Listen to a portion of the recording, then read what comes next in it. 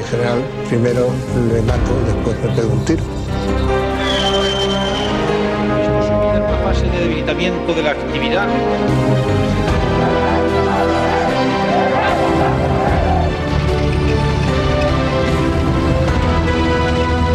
Lo que sí sé es que yo doy de ti.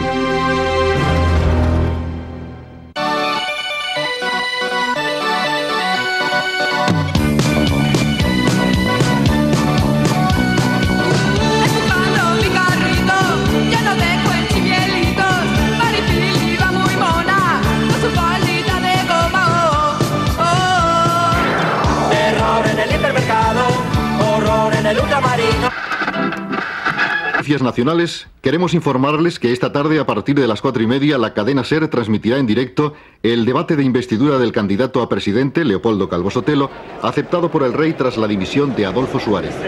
Según los rumores que recoge El 23 de febrero de 1981, los españoles asisten con curiosidad a un hecho nuevo. Por primera vez en la corta historia de la democracia, el país va a cambiar de presidente del gobierno.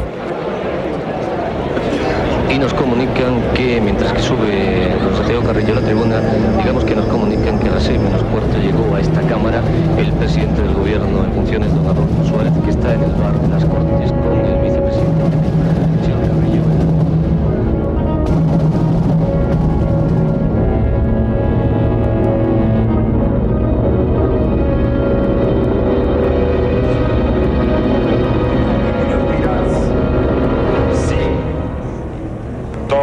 José Navarrete de Tosa Conde.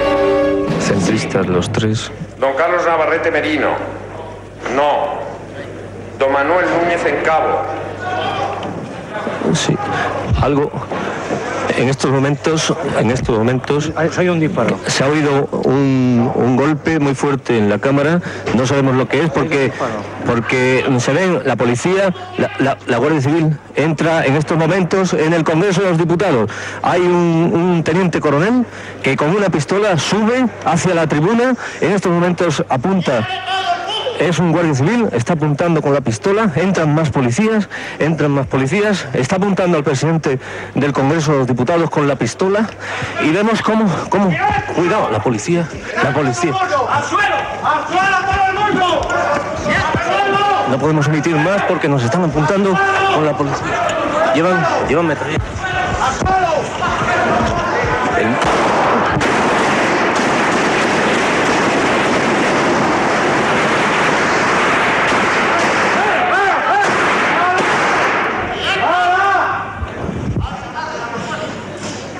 Cuidado, no intentes tocar la cámara que te mato, ¿eh? Te enchufa eso. Nuestros equipos destacados en el Congreso de los Diputados estaban transmitiendo el pleno de investidura del candidato a presidente Leopoldo Calvo Sotelo. En un momento determinado y tras unos gritos, pues se ha desconectado. No hemos podido continuar la transmisión. Estamos esperando reanudarla dentro de unos minutos, si es posible. En directo, a través de la radio, el miedo llegó a los españoles. Con una democracia frágil, ETA asesinando, en plena construcción de las autonomías, con el paro en aumento y la descomposición del partido en el poder, los viejos fantasmas de la guerra civil resucitan. Y ante la incertidumbre, los españoles deciden retirarse a casa y esperar. Esto es lo que ocurría hace 13 años, un 23 de febrero. Casi anochecía. Aquel día quedó ya para la historia como la noche de los transistores.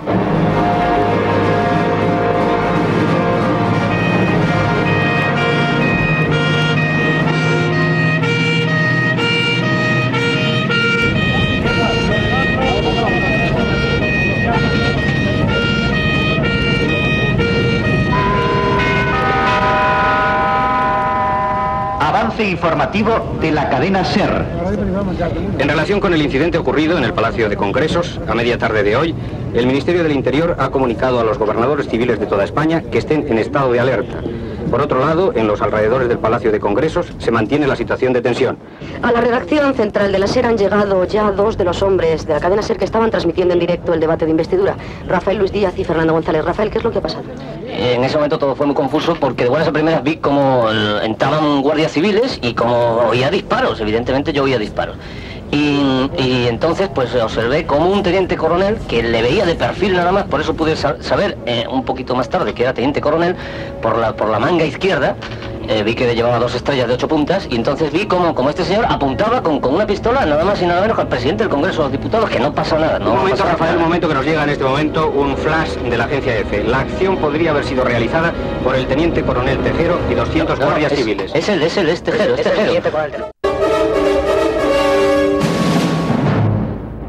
Efectivamente era él, el teniente coronel de la Guardia Civil Antonio Tejero Molina, el mismo al que habían condenado un año antes a una pena mínima por planear en la cafetería Galaxia el asalto al Palacio de la Moncloa. Conocido por su vehemencia, en su expediente constaban numerosos enfrentamientos con las autoridades civiles. Antonio Tejero Molina rechazaba el camino que estaba tomando la democracia.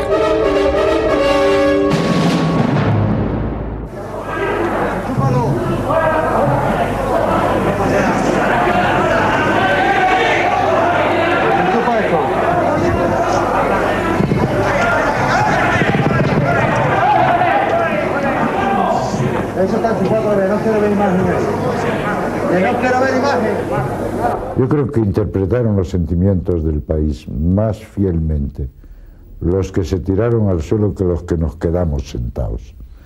Porque el pueblo español cogió los transistores, escuchó las noticias, incluso mucha gente lloró o se apesadumbró pensando que volvíamos al pasado, pero no había ese resorte que hiciera que el pueblo estuviera dispuesto a enfrentarse con el golpe militar.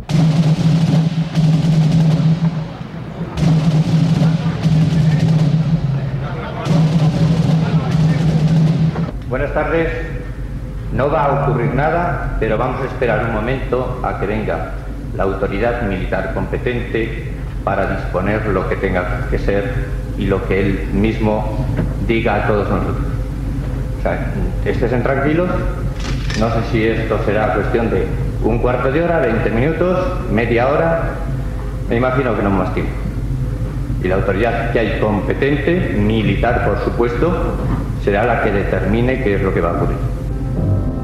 El teniente coronel Tejero entró en el Congreso de los Diputados dando vivas al rey y al capitán general de Valencia, Jaime Milans del Box.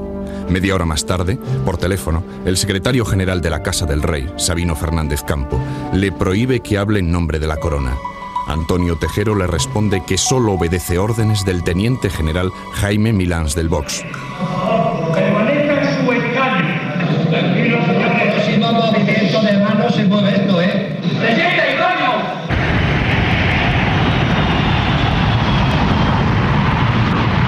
Amparándose en la doctrina Estrada, el secretario de Estado norteamericano, Alexander Hay, decide no intervenir en lo que considera un asunto interno. Aún así, Estados Unidos toma medidas y pone en estado de alerta a sus bases en España. La embajada americana en Madrid conocía la posibilidad de que el 23 de febrero se produjera el asalto al Congreso. Fuentes de la ultraderecha y de los servicios españoles de inteligencia les habían alertado el fin de semana anterior.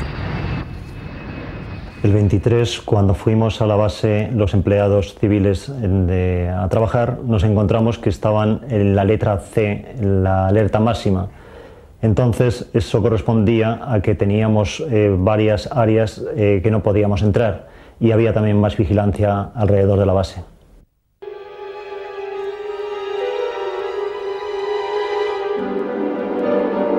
En medio de la confusión general, el rey reacciona de inmediato y llama al director de la seguridad del Estado. Se muestra tajante. Hay que mantener el orden y defender la Constitución. Desde el primer momento, el rey se pronuncia a favor de la Constitución. En esta conversación, el primer nombre que sale de la boca del responsable de la seguridad del Estado es el de Antonio Tejero. Sabe perfectamente de quién se trata. Se está cumpliendo la información que 3 días antes había rechazado por provenir de fuentes poco fiables de la ultraderecha. En un informe confidencial, se le había prevenido sobre la voluntad de este teniente coronel de la Guardia Civil de asaltar el Congreso en plena sesión de investidura, el día 23. Poco después, el rey recibe otra llamada telefónica. El general Armada, su antiguo preceptor, le pide permiso para acudir a la Zarzuela, permiso que no le fue concedido.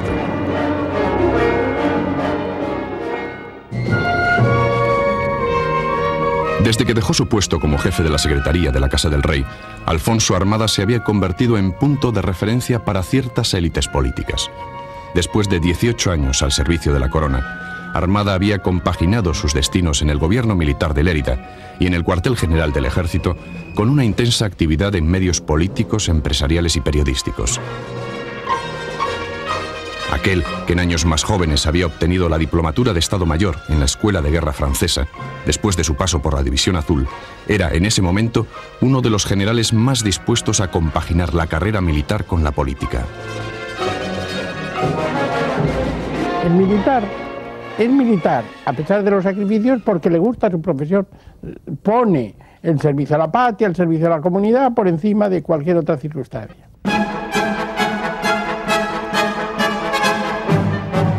Tras el asalto al Congreso, todas las miradas se dirigen a la división acorazada. Su actitud es determinante para el éxito de la operación. La Brunete rodea Madrid. Tiene capacidad para cortar todos los accesos y aislar la ciudad. Si la acorazada despliega a sus 13.000 hombres, los insurrectos tendrían el éxito asegurado.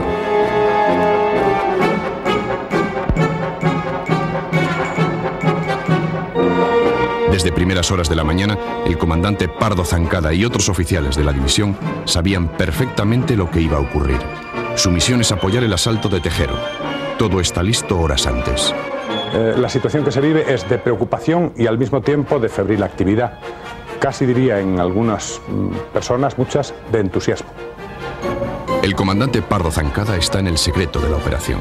A las 5 de la tarde ha reunido a los mandos de la división y ante su general, José Juste, anuncia que un hecho sonado va a ocurrir en Madrid y que hay que poner en marcha la acorazada para mantener el orden. La división acorazada cursó unas órdenes a sus unidades para que ocupasen diversos lugares de Madrid. Esta orden la dio el propio general y las dictó en una situación muy singular, muy tensa, pasadas las 5 de la tarde y, por supuesto, basado o dominado el ambiente por un cúmulo de informes absolutamente falsos. Entre estos informes figura que el general Alfonso Armada será el que dirija la operación desde el Palacio de la Zarzuela, dando a entender así que se contaba con el respaldo del rey. Pero el general Juste duda y decide hablar con el secretario de la Casa del Rey, Sabino Fernández Campo. Establecí contacto con él y le pregunté por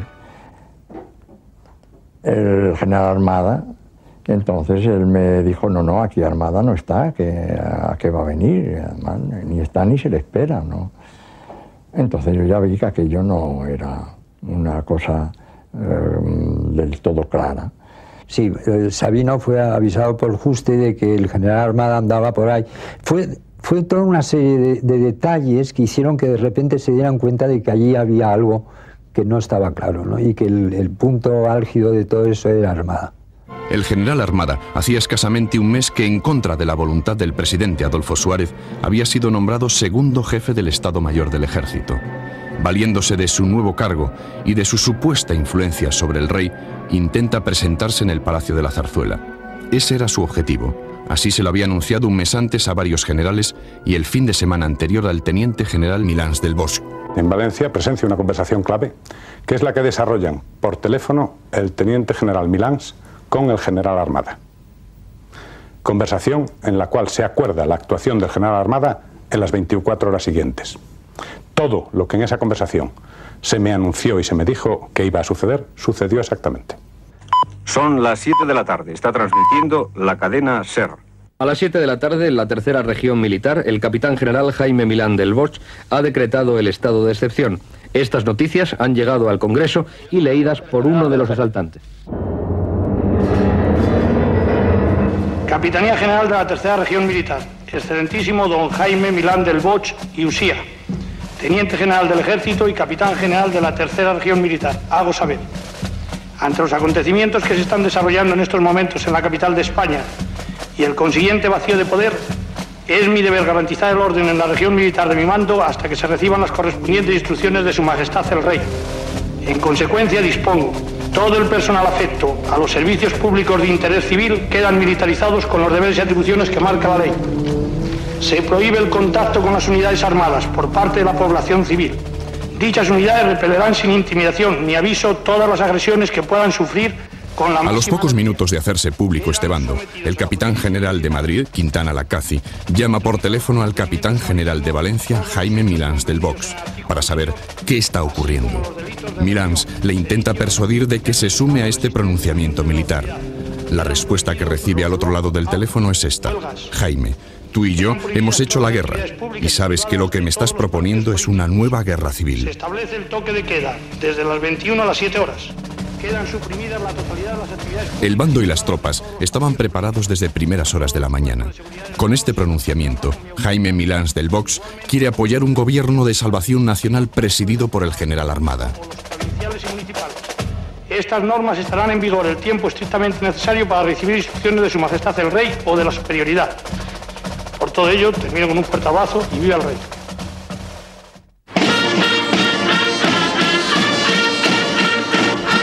El capitán general de la tercera región, Jaime Milans del Vox, pertenece a una familia militar de tradición monárquica. Poseía un gran prestigio en el ejército por sus actividades en la Segunda Guerra Mundial. Había contribuido al desmantelamiento de la Organización de Militares Progresistas UMD y cuando estuvo al frente de la corazada, fueron muchos los militares refractarios e incómodos con la transición democrática que solicitaron destinos en esta división, porque consideraban a Milans el militar más capacitado para cambiar el rumbo que a su juicio estaba tomando el país.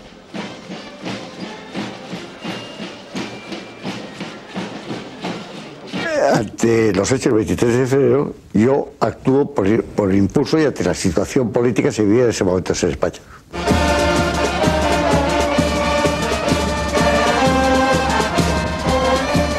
La transición democrática no fue un camino de rosas y a principios del 81 hace mella en las instituciones.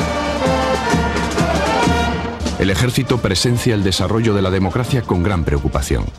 En la construcción de la España de las autonomías ven un ataque a la unidad de la patria. El título octavo de la Constitución alimenta estas diferencias. Donde unos quieren regiones y nacionalidades, otros pretenden naciones y estados. Cuando los militares observan el efecto contagioso de los estatutos vasco y catalán en autonomías como la andaluza, consideran que la unidad de España está en peligro.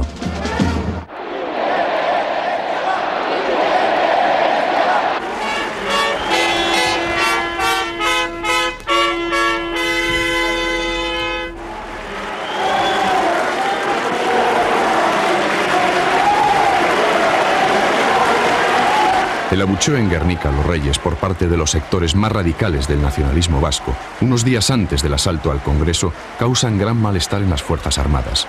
Lo consideran un desprecio al jefe del Estado y capitán general de los ejércitos.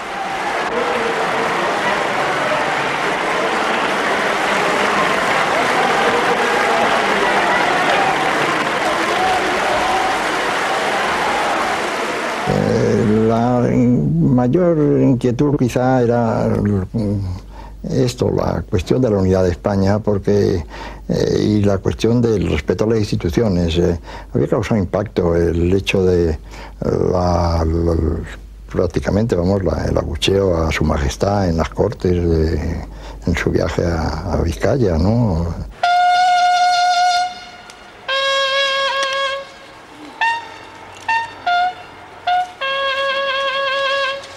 En 1980 se cierra con el mayor número de atentados de la transición, 124 muertos, a razón de más de 10 asesinatos al mes, la mayoría militares de alta graduación. Este hecho produce crispación en las Fuerzas Armadas.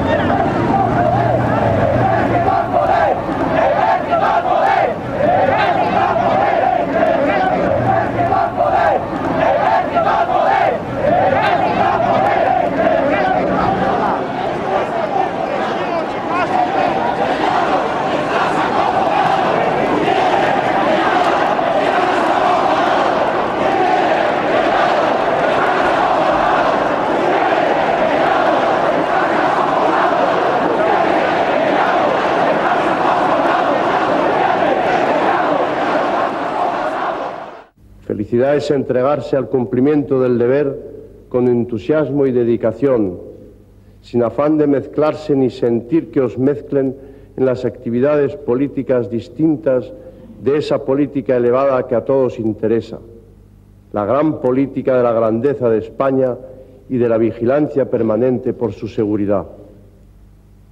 Felicidad es disfrutar la tranquilidad de vivir en paz sin que se especule con vuestras intenciones o se imaginen hasta vuestros pensamientos. Cuando el rey pronuncia estas palabras en la Pascua Militar de enero de 1981, ya conocía el malestar del ejército. Militares como Milans del Bosch, Torres Rojas, San Martín y el propio Armada, entre otros, le habían manifestado personalmente la necesidad de un golpe de timón. Cuestionado por su propio partido, Adolfo Suárez se ve obligado a dimitir. El 29 de enero de 1981 da a conocer su dimisión. He llegado al convencimiento de que hoy, y en las actuales circunstancias, mi marcha es más beneficiosa para España que mi permanencia en la presidencia. Me voy, pues, sin que nadie me lo haya pedido.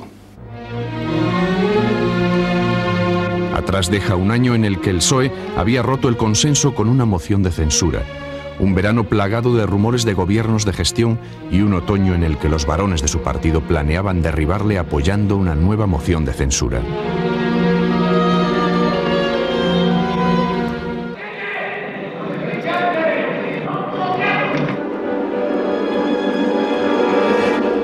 La cadena SER sigue informando.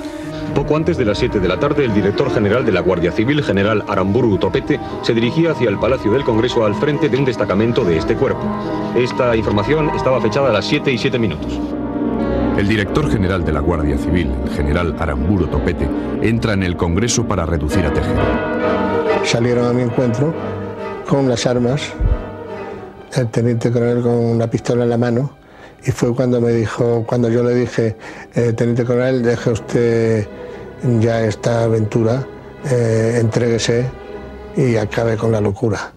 Y me dijo, mi general, primero le mato y después me pego un tiro. Al darse cuenta del peligro de que aquello pudiera convertirse en un baño de sangre, el general Aramburu se instala frente al Congreso y convierte el Hotel Palace en su centro de operaciones.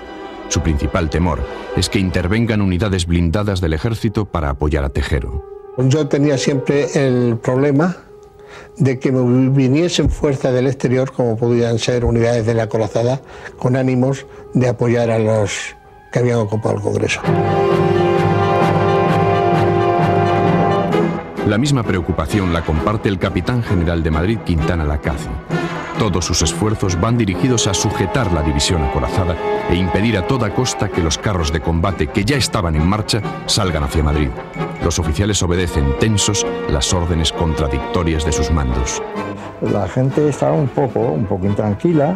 De hecho, hubo alguna unidad que su coronel me llamó, mi general, ¿qué hacemos? Que estamos viendo que en Valencia han salido las tropas, que estamos viendo por televisión. La Brunete estaba en el punto de mira del resto de las capitanías generales, mientras que la primera región militar estaba inequívocamente a favor de la Constitución. Los responsables de las capitanías de Valladolid, Cataluña y Baleares se mostraban indecisos. En la Zarzuela, las llamadas se multiplican. Se trata de impedir que se produzca un efecto dominó entre los mandos del ejército. Conocedor de la influencia que ejerce el capitán general de Canarias, González del Hierro, el rey comienza su ronda telefónica poniéndose en contacto con él. El rey intenta, así, conocer el alcance del golpe. En Zaragoza, la actitud del capitán general, Elízegui, adquiere una importancia especial porque parte de las unidades de la corazada se habían trasladado a esta capitanía para realizar ejercicios de tiro.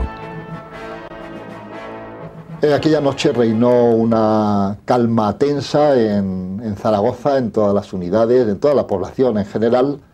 El capitán general, pues, primero pidió un poco el acuartelamiento, que ya se había producido naturalmente porque todos los jefes y oficiales profesores pues habían acudido a la academia al tener noticia del golpe. Noticia de última hora. La diputada del Grupo Parlamentario Socialistas de Cataluña, Ana Balletbó, que se encuentra en avanzado estado de gestación, pudo abandonar el Congreso de los Diputados tras producirse los graves incidentes de esta tarde, según ha comunicado ella misma a la agencia EFE. La diputada y periodista se dirigió inmediatamente a un teléfono desde el que realizó una llamada al Palacio de la Zarzuela con el fin de dar cuenta a Su Majestad el Rey de lo ocurrido. Bueno, la respuesta es muy positiva porque el Rey naturalmente se me declara a favor de la Constitución y de sacar a todos los parlamentarios, etcétera. Es una conversación difícil toda ella porque hay cortes, porque él está en permanente contacto con los gobiernos civiles y con los gobiernos militares, porque esto era un juego de naipes. El juego de naipes era de que, bueno, en ese ambiente, pues el que si se sumaban o no se sumaban determinadas capitanías. Noticias, más noticias que llegan a la SER. Los diputados permanecen retenidos en el hemiciclo, según ha podido comprobar la agencia EFE. Felipe González, Santiago Carrillo, Rodríguez Sahagún, Alfonso Guerra, Gutiérrez Mellado y Adolfo Suárez han sido trasladados a una de las dependencias del Congreso. Sí, efectivamente, sobre esta nota y también... Los familiares directos de los diputados se acercan al Congreso sin descartar cualquier desenlace. Sé que está allí en la sala, pero claro, rodeado de fusiles y de pistolas, ¿no? ¿Qué espera usted que pueda pasar, señora?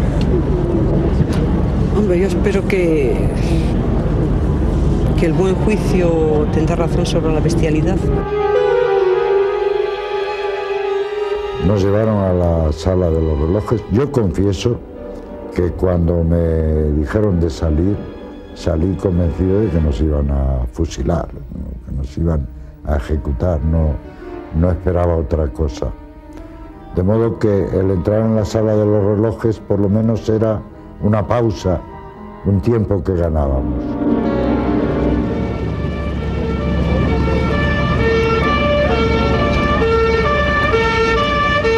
Los primeros momentos de pánico y la tensión empieza a hacer mella entre diputados y asaltantes. Se producen las primeras evacuaciones. La cadena SER sigue informando. Subsecretarios y directores generales se han reunido asumiendo las responsabilidades de la Administración del Estado en espera de que se normalice la situación creada en el Congreso, según han comunicado a la agencia EFE fuentes de la Dirección de la Seguridad del Estado. Para evitar que la cúpula del ejército asumiera el gobierno del país, se crea un gabinete de crisis formado por subsecretarios.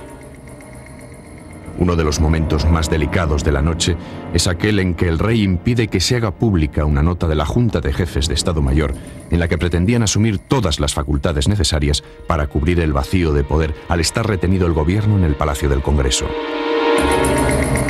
Un capitán del ejército se ha instalado en el despacho del director general del ente público Radio Televisión Española, según ha podido comprobar la agencia EFE. La primera orden que me dio fue que no emitiera ninguna clase de informativos, que se hacía cargo de la responsabilidad del medio, que no emitiera ninguna clase de informativos y con instrucciones de emitir la música militar.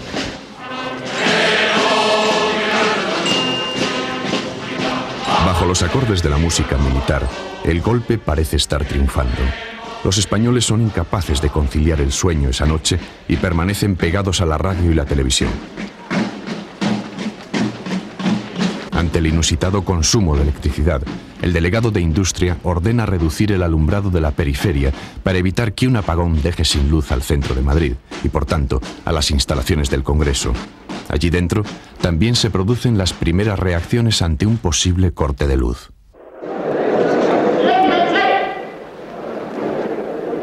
Si hubiera un apagón de luz a la puerta, si hubiera un apagón de luz en la puerta donde están ustedes, al recibir un roce o el cuerpo abra el fuego. Pónganse las puertas del fuego.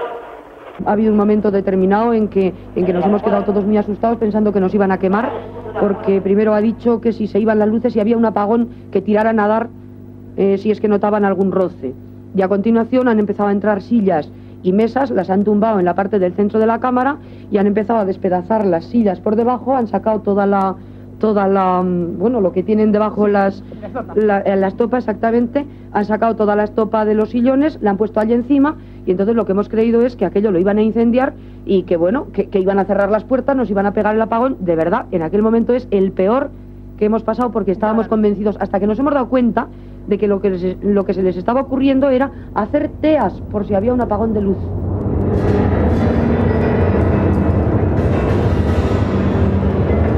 El rey don Juan Carlos, según un flash que acabamos de recibir, en conversación telefónica con Jordi Pujol, presidente de la Generalitat, le ha dicho: tranquilo, Jordi, tranquilo.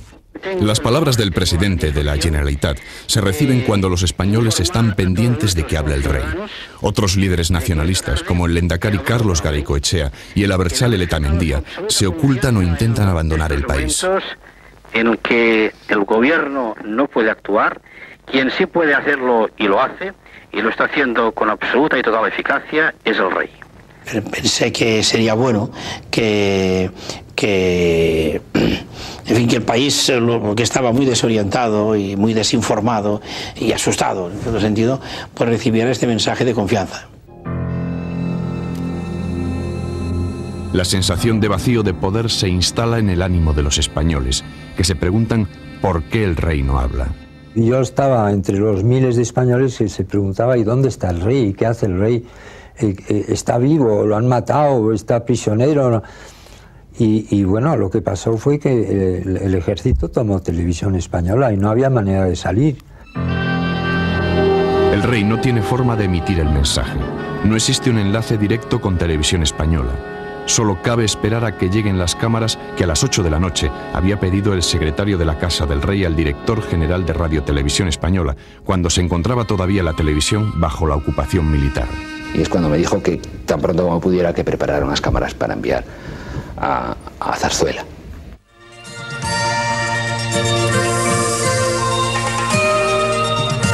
Buenas noches.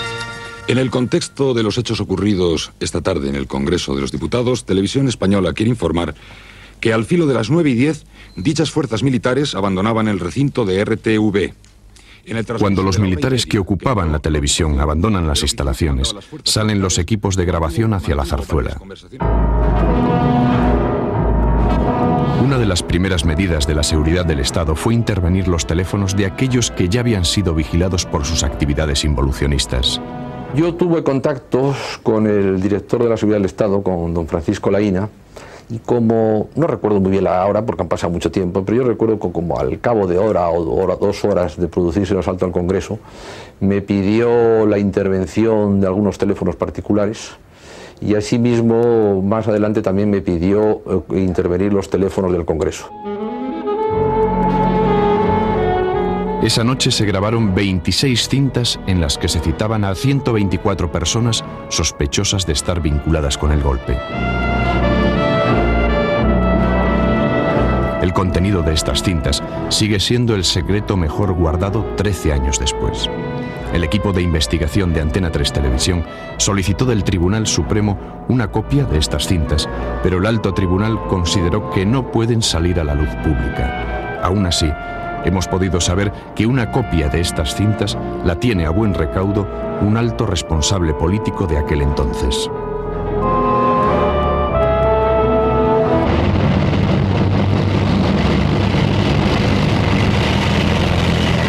El teniente general Milans del Bosch da un paso más y toma la ciudad de Valencia.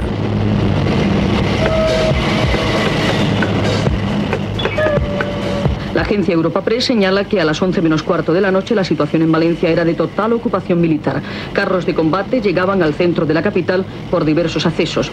A las 10:15 una columna de carros avanzaba por el mismo puente de Ademuz, Gran Vía y calle de Fernando el Católico. Al mismo tiempo, añade la agencia Europa Press, varios carros de combate estaban estacionados en la plaza del País Valenciano, centro de la capital. A las 10:30 otra columna de carros de combate circulaba por la avenida de Burjasot. Las calles de Valencia, según Europa Press, estaban totalmente vacías, respondiendo así al toque de queda ordenado por el teniente general Milán del Bosch en la tercera región militar.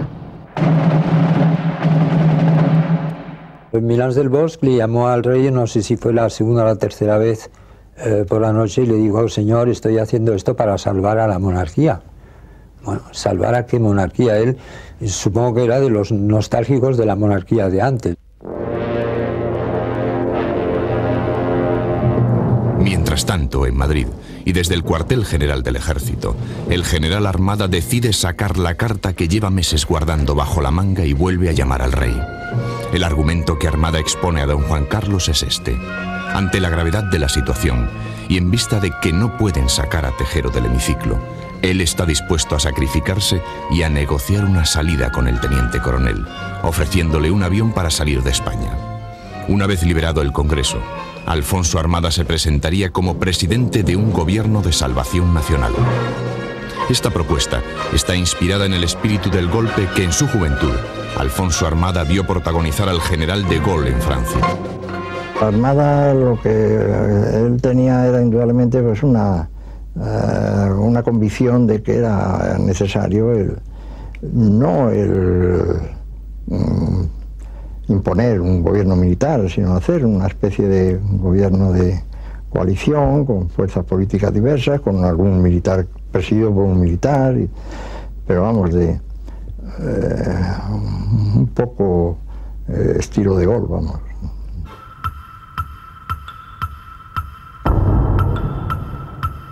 El proyecto de Armada se había empezado a fraguar meses antes.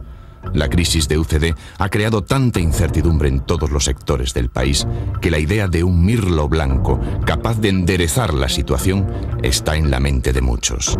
Había reuniones conspiratorias de algunos sectores militares más reaccionarios también, y en definitiva empezó a cobrar cuerpo la idea de que había que reconducir el proceso de España, sobre todo también porque estaba el tema de la descentralización, el tema de las autonomías, que era otro eje del problema. El primero en dar nombre a la idea es el expresidente de la Generalitat, Josep Tarradellas. Lo llamará el golpe de timón. También, y por diferentes motivos, el primer partido de la oposición está preocupado por los efectos de la descomposición de UCD. Los socialistas ven con temor que el proceso democrático pueda terminar violentamente si se cumplen las amenazas de los sectores más involucionistas del ejército. Ya en 1978, Felipe González se declara dispuesto a cualquier solución política de corte democrático que impida un golpe de Estado. Si el país está en una situación de dificultades que puede poner en peligro el proceso democrático, los socialistas aceptamos cualquier responsabilidad, la que sea, la de gobierno incluida, de coalición, de concentración o como le quieran llamar, nos da igual. Eso ya nos parecen tonterías añadidas. Las responsabilidades que sean. Hoy, mañana, pasado y cada vez que se presente esa oportunidad, estaremos a plena disposición de este país para defender las instituciones democráticas. Pero no tenemos ningún interés en entrar por la puerta de atrás en ningún tipo de gobierno. El Partido Socialista defendía en una cierta medida, me atreveré a decir que en una gran medida, esa posibilidad de gobierno de coalición o de concentración, algo parecido a lo que se había pretendido en el año 1976 y en 1977, cuando estábamos en plena transición política del régimen de Franco a la situación democrática. Entre los nombres que se barajan para presidir ese gobierno, surge con fuerza el de un general, Alfonso Armada. El entonces gobernador militar de Lérida se encuentra con el rey en Baqueira en enero de 1981. Armada utiliza este encuentro para promover su figura, al tiempo que se empeña en controlar los golpes que en ese momento estaban en marcha. Armada ya ha diseñado la reforma del título octavo de la Constitución. El periodista Emilio Romero, uno de los civiles consultados para estas reformas, llegó a proponer al general Armada como el hombre capaz de dar el golpe de timón. Es época de contactos entre políticos y militares. Yo, con otros compañeros de partido, me entrevisté con el gobernador militar de Lérida, que entonces era el general Armada, en casa del alcalde de Lérida, precisamente en función de mis deseos como presidente de la Comisión de Defensa, de conocer pues cuáles eran las actitudes o los hábitos que existían entre las Fuerzas Armadas. Era algo natural que dependía de mi función parlamentaria. Pero hubo más contactos. El equipo de investigación de Antena 3 Televisión ha podido saber que en otoño de 1980 los socialistas celebran una importante reunión en Madrid. A nosotros en concreto, para decir la verdad, nombre no se, en ningún caso se nos dijo. Simplemente se nos consultó sobre cómo veríamos la posibilidad de que alguna persona de carácter independiente, que pudiera incluso revestir la condición de militar, cómo veríamos que encabezase un gobierno de gestión o de salvación. Por supuesto, en aquella reunión en la que estuve yo, con altos representantes del Partido Socialista, manifesté el punto de vista del Partido Nacionalista rotundamente contrario a esa idea. Yo lo que creo es que Armada es el muñidor del golpe de Estado. Él es el que cenaba y comía. Y claro, Armada planteaba las cosas a su manera, ¿no? Es decir, mire, la democracia está en peligro, la corona está en peligro, si tuviéramos que dar un cambio de rumbo, ¿usted qué diría? Cuando el general Armada le decía a otro general: oye, mira, el rey cree que... Pues el otro se lo tragaba como una verdad evidente, es decir, Armada no podía mentir, no era posible, era el amigo del rey. Y para mí el gran traidor fue Armada. 13 años después, Alfonso Armada, desde su retiro en Galicia, sigue guardando silencio. Se dedica al cultivo de camelias y solo accede a hablar de conceptos generales, sin mencionar nunca que existió para él un decisivo día, el 23 de febrero. Yo he pasado 60 años de mi vida preocupadísimo con el mundo como si yo fuese a arreglarlo. Yo devoraba los periódicos, veía la televisión, quería estar al tanto de todas las noticias, como si verdaderamente dependiese en gran parte de mí. Y luego me he dado cuenta que el mundo sigue marchando aunque yo no haga nada. Algunos sectores militares están al tanto no solo de las veleidades políticas de Armada, sino de los otros proyectos de golpe que se están poniendo en marcha. Uno de ellos, inspirado por el teniente general Milans, está a favor de un gobierno de coalición con una presencia civil escasamente representativa que tendría que contar con las bendiciones del rey.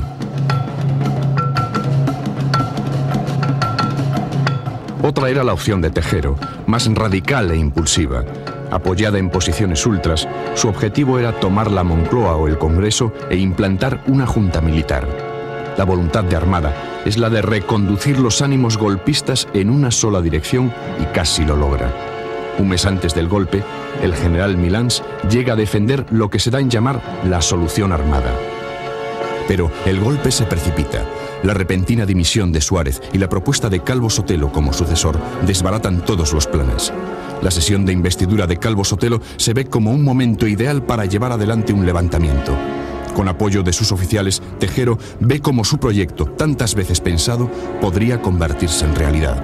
El propio teniente general Milans del Bosch se vio forzado también a adelantar sus planes.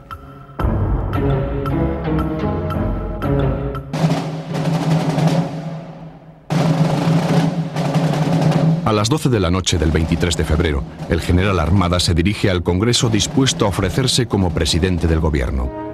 Las fundadas sospechas que han rodeado a su persona durante las últimas horas hacen que el secretario general de la Casa del Rey, Sabino Fernández Campo, le diga a Alfonso Armada que no invoque el nombre del rey en esta acción y que todo lo que haga sea a título estrictamente personal. Alfonso Armada utiliza como argumento el peligro de que haya un baño de sangre en el Congreso. Una vez más, se utiliza la excusa de Tejero como amenaza imparable.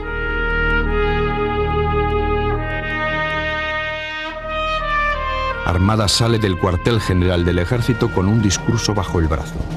Pretende leerlo ante los diputados al final de su secuestro y en él se propone a sí mismo como presidente de un gobierno de coalición. Alrededor de las 12, el general Arrazola, que era el general jefe de la división de inteligencia en la que yo estaba destinado, nos reunió a todos los componentes de la división, suboficiales, oficiales y jefes, nos expuso los últimos acontecimientos que había vivido junto al teniente general Gabeiras y nos anunció que en aquel momento salía del Palacio de Buenavista el general Armada, que era segundo jefe de Estado Mayor, para con todas las bendiciones superiores, creo que fueron palabras exactas, dirigirse al Congreso para hacerse cargo del gobierno. Buenas noches de nuevo. Los generales Alfonso Armada, segundo jefe de Estado Mayor del Ejército, Aramburu Topete, director general de la Guardia Civil, y Sáenz de Santa María, inspector de la Policía Nacional, penetraron alrededor de las 12 de esta noche en el recinto del Congreso de los Diputados. Minutos después, salían del edificio los generales Aramburu Topete y Sáenz de Santa María. El general Alfonso Armada permanecía a las 12:30 de la noche dentro del Congreso, es decir, hace 30 minutos. No se tienen hasta el momento noticias de que haya salido del recinto. Desde mi punto de vista, la autoridad militar que se esperaba esa noche en el Congreso es precisamente aquella que apareció, el general Armada, que con esa presencia culminaba lo que se ha dado en llamar su solución. Aquella noche, una de las personas que más facilidad tuvo de movimiento en el Congreso fue la doctora Echave. Ella presenció la llegada del general Armada al Congreso. Yo seguí espiando, por así decirlo, siguiéndole los pasos al señor Armada, y por la forma que tenía y por las conversaciones que yo capté me di cuenta que aquello no estaba con nosotros. Comuniqué a Rosón, le dije, está ahí Armada. Me dice, ¿quiénes están ahí? Digo, está Armada. Me dice, ah, muy bien, está con nosotros. Dije, no, ese está con ellos. Dice, Carmen, tú te confundes, está con nosotros.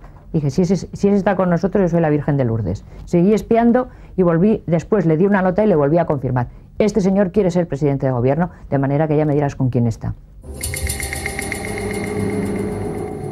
En esta hoja de agenda, Carmen Echave garabateó la lista de ese hipotético gobierno de coalición que pretendía encabezar Armada.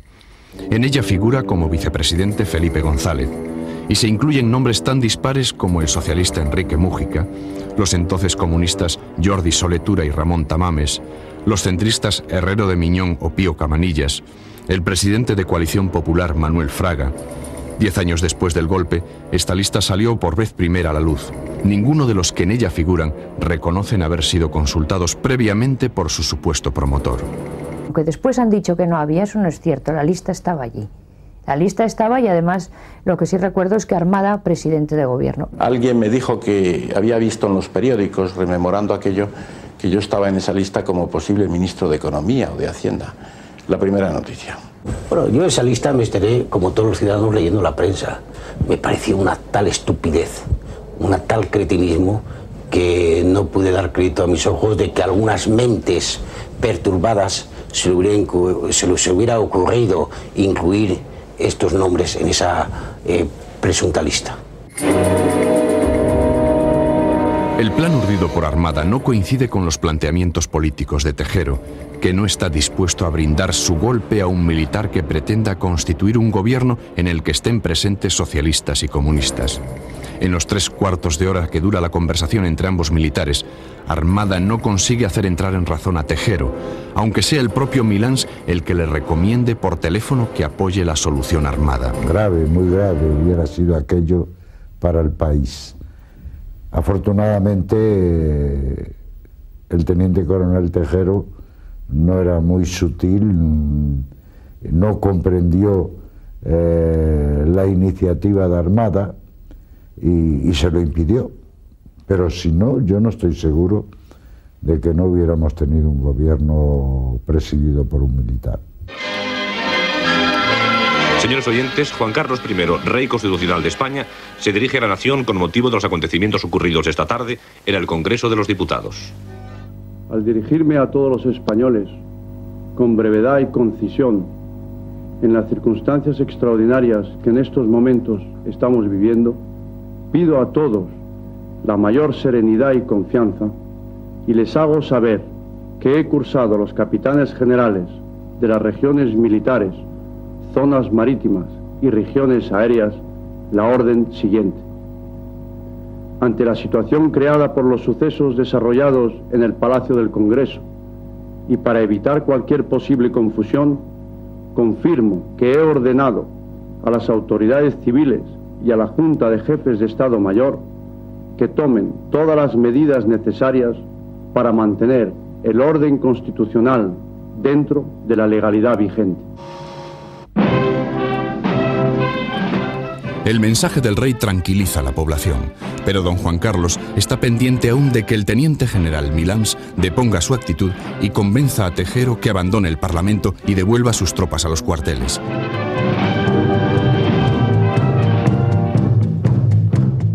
A estas alturas de la madrugada, el rey ya ha mantenido varias conversaciones telefónicas con Valencia y solo le resta reiterarle por télex sus órdenes. El primer párrafo que redacta el monarca dice así: afirmo mi rotunda decisión de mantener el orden constitucional dentro de la legalidad vigente. Después de este mensaje ya no puedo volverme atrás. Milans del Bosch acata las órdenes del rey. Su retirada decantará definitivamente a las capitanías generales en contra del golpe.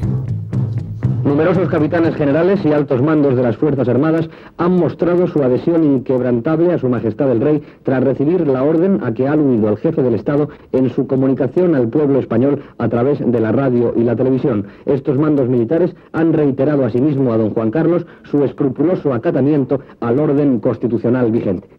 Estas Fuerzas Armadas, durante unas horas, tienen en monopolio total del poder español. Podrían haber decidido lo que hubieran querido. Y ellas han sido, para mí, ese gran elefante del que hablan algunos, es decir, ellas fueron el elemento resolutivo. ¿Qué hicieron? Que pudieron haber roto con la Constitución y vuelto a una situación preconstitucional.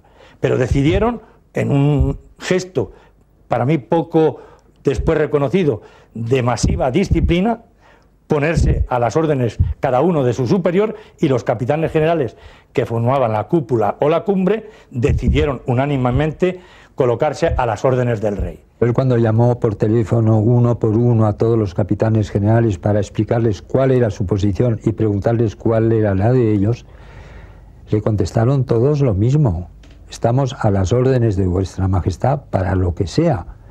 Para lo que sea es tremendo, quiere decir, si está usted contra el golpe, si está usted a favor del golpe. Es decir, de verdad, el que nos salvó esa noche fue él. El general Alfonso Armada, segundo jefe de Estado Mayor del Ejército, ha salido hace escasos minutos del interior del Congreso de los Diputados.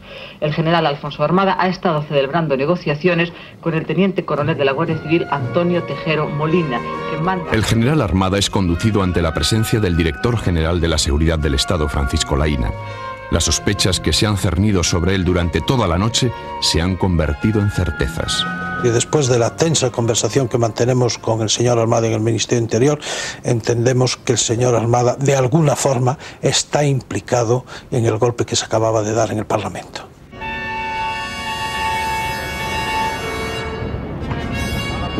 Cuando todos piensan que la situación empieza a estar controlada, el comandante de la división acorazada, Pardo Zancada, llega al Congreso al frente de una columna de Land Rovers. Tal y como se habían desarrollado los hechos, los militares golpistas podían presentar coartadas que les desvincularan del asalto al Congreso. La acción de Pardo Zancada lo impidió. Voy al Congreso en la madrugada del 23, creo que por 3 razones. La primera, siguiendo unas indicaciones. Yo me había comprometido con el general Milans y quise dejar claro que en ese compromiso llegaba hasta el final. Hay una segunda razón, que es en el ámbito de la división, en el mismo escenario de la división, cuando veo la mirada de desprecio en algunos de mis subordinados. No pude soportarla y decidí ir porque me parecía que así salvaba eso que se llama la vergüenza torera.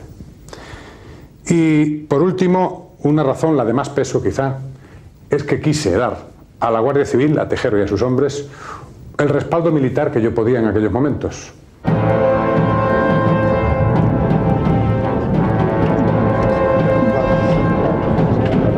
Cuatro y 20 de la madrugada. Ángel de la Vega, en el Ministerio del Interior, ¿alguna novedad? Una novedad importantísima. Nos acaban de comunicar aquí en la segunda planta que el capitán general de la Tercera Región Militar, Milans del Bosch, está redactando en este preciso momento la orden por la que anula las anteriores, restableciendo así la normalidad en la Tercera Región Militar. 13 años después, la noche del 23 de febrero parece la noche de los equívocos. ¿Están participando en el mismo golpe usted, Armada y Tejero? Yo pensaba que sí.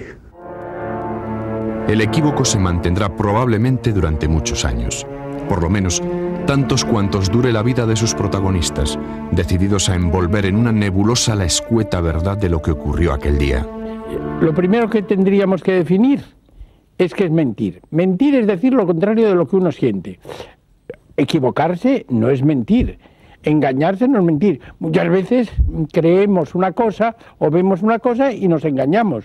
¿Cuántas veces en la vida nos engañamos y no mentimos al decirla? Por eso es posible tener una visión distinta de un mismo asunto desde 2 puntos de vista distintos. Ninguno de los dos miente, ahora uno de ellos se equivoca.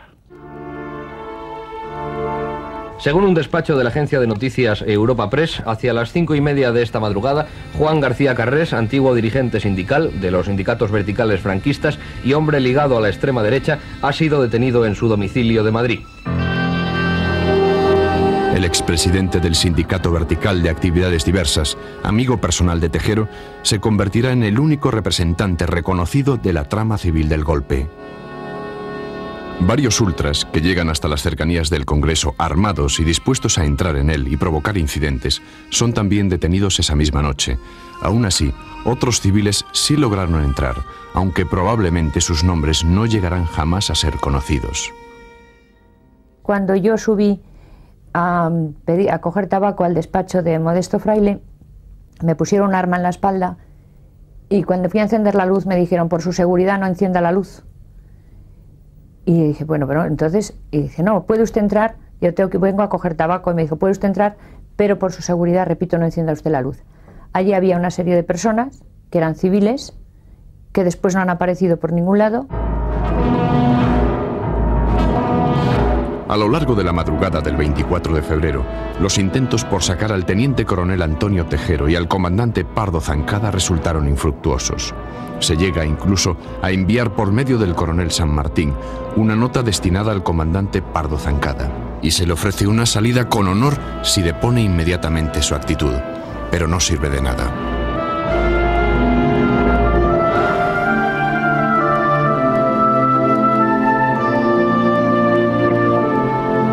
Bien entrada la mañana, se va acercando el final.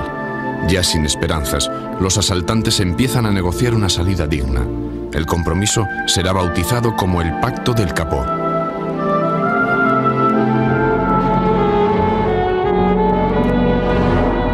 Lo que Pardo pretende y consigue es que, de teniente para abajo, los participantes en el asalto quedan eximidos de responsabilidad.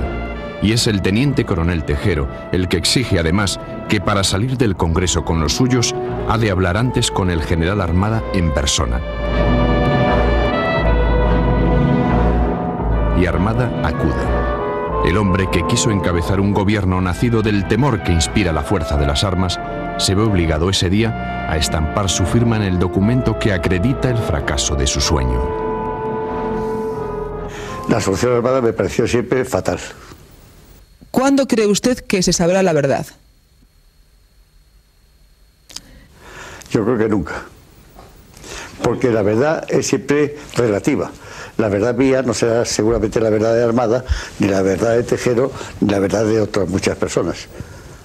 Creo que he hablado demasiado y sin embargo me llaman el mudo. Son paradojas de la vida. Usted sabe que la vida tiene muchas paradojas. Nunca resulta lo que uno cree que debe ser o lo que uno quiere que sea. Hace unos meses, en la larga conversación que el rey Juan Carlos mantiene con el escritor José Luis Vilallonga, le vuelve a confirmar que Alfonso Armada era el gran culpable. Testimonio que ha quedado impreso en la edición francesa de este libro y que, sin embargo, se ha suprimido en la versión española. Este es el párrafo en el que, según José Luis Vilallonga, el rey le dice que ha sido para él muy triste haber puesto toda su confianza en Armada y que le hubiera traicionado con tanta perfidia.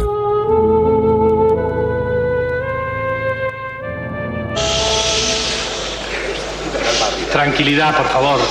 Tranquilidad, tranquilidad. Mañana habrá mesa a las 9:30, portavoces a las 12 y pleno a las 4:30 de la tarde. Es la voz del presidente del Congreso, Landelino Lavilla. La fila siguiente. Atención, unidad móvil. Atención desde la unidad móvil número 2, efectivamente los primeros diputados se acercan a la primera fila de los profesionales de la información. Se ha producido una cerrada ovación y observamos la presencia, entre otros, de don Carlos Sentido.